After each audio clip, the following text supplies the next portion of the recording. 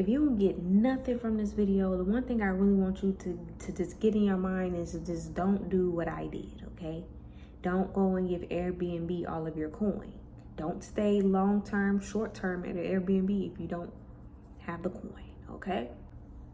All right. Hey everybody, welcome to my channel. My name is Kamaria. For those of you who have been here before, welcome back. I know it's been a while since I've done any videos outside of prayer and fasting, so this is just a welcome back video. So welcome back.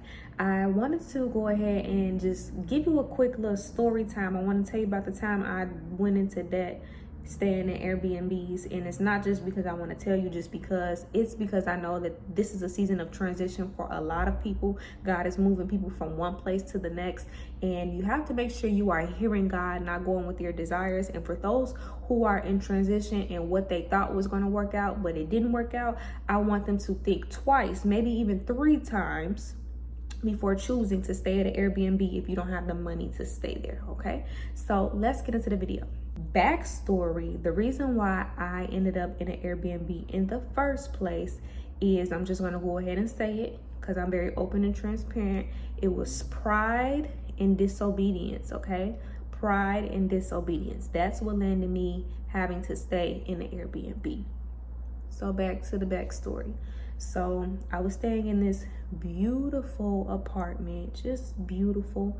I'll insert a video of it right here if I got it, but beautiful apartment.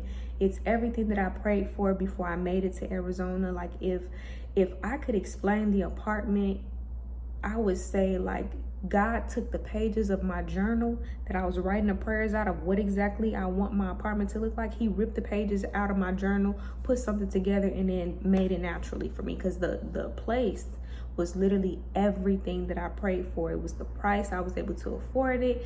It was just everything that I prayed for, right?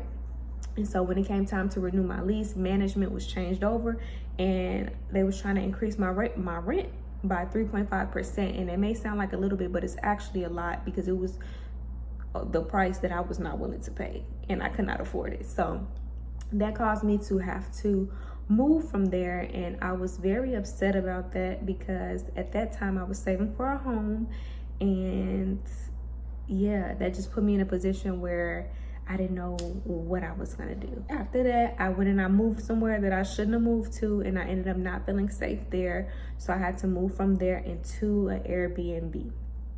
I stayed in 2 different Airbnbs. And now with staying into Airbnbs, long-term, short-term, you need to have the money, okay? Because depending on what type of listing it is, even if it is cheap, there's gonna be some other fees associated with it, some service fees, some cleaning fees, some staying there for more than 30-day fees. It's gonna be a whole bunch of fees, okay? And those fees started to add up. It was more than I expected, and it put me in some debt, okay? Now, I told you I was saving for a home, so I had a little change, but I wasn't working because I was on a break from work. So it was just not a good idea, right? And so 2 things that I want you to just think about what I said. The first thing is, the apartment that I prayed for was no longer able to allow me to stay there for the price that I had stayed there, right? So this is something that I prayed for is no longer the way that God bundled it up and gave it to me. At that point, I should have asked God, what do you want me to do next? At that point, I was still going with my desires. I'm like, God, I've been praying for this house, so you're gonna give me this house. But I didn't stop and think, God, what do you want me to do in this situation? Instead, I was just telling him what I wanted him to do for me. And now where I am now, I know that God was trying to lead me to go back home. And when I say pride is what got me into debt, I own up to that, because I never asked God during that time if he wanted me to go back home, because in my mind, I said I wasn't going back home. Before I left home, there was family members to tell me, you're going to be right back at home. Arizona is not like Chicago. You're going to be back at home. You're not going to stay there long. You're not going to do this. You're not going to do that. All of that was running through my head, and I let pride get the best of me instead of going back home like I needed to, because I just came from home before I moved to my new state. And why I needed to go at that time, because I needed to heal from some things. God needed to show me some things. God needed to get some things to me. But I let pride get in the way. Instead of me going down a path where there was healing and prosperity, I went down a path where there was debt, loneliness, and just frustration, okay? And so literally, I'm only telling you this because I know for a fact the people that are connected to me are in a season of transition. And if you let the spirit of pride, if you let some disobedience come up in there, if you let what you want to do and how you want to do it come up in there, then some other things can happen, okay? And one thing God will not lead you to, he is not going to lead you to debt, all right? Not debt that you can't pay back immediately. And so while on the Airbnbs, I was unsafe. I felt unsafe. I felt like I shouldn't have been there. But one thing that I will say that really came out of the good thing that came out of the Airbnb is I grew my relationship with God more. I grew in deeper intimacy with him. Like I fell in love with him all over again because I hated my environment. And at that point, he was the only thing I had, okay? So I fell in love with him over again. I also birthed a business while I was in the Airbnb. I was trying so hard not to be there anymore that I allowed God to lead me and guide me. And I was able to make $10K within a month of me being in one of those Airbnbs. Now, mind you, I told you I was taking a break from work, so that money, some of it went to pay for the Airbnb, but a lot of the other rest, it went to having to go back and forth from home because I had lost somebody in my family. It went towards me living on a day-to-day basis and paying the other bills that I had. I had car note, phone bill, some other bills. So yeah, okay, so I'm grateful that God taught me how to birth a business while I was in that uncomfortable environment. But I also was able to reflect and know, like, you know what? You should have went home. You shouldn't have let pride get in the way. You should have went home. And so if anything from this short video that I want to get out to you, I want you to know this. If you are getting ready to move, if you have a desire in your heart to move, God has told you that it's time for you to move.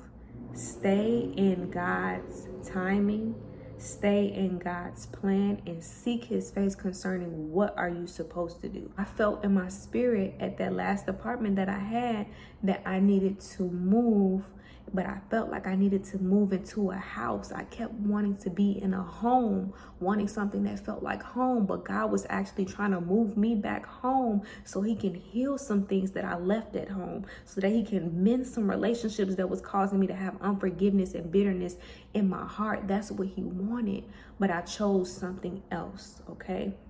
And I ended up staying in Arizona for 4 years. At that point, it had been a year that God was trying to send me back home, but I did my own thing.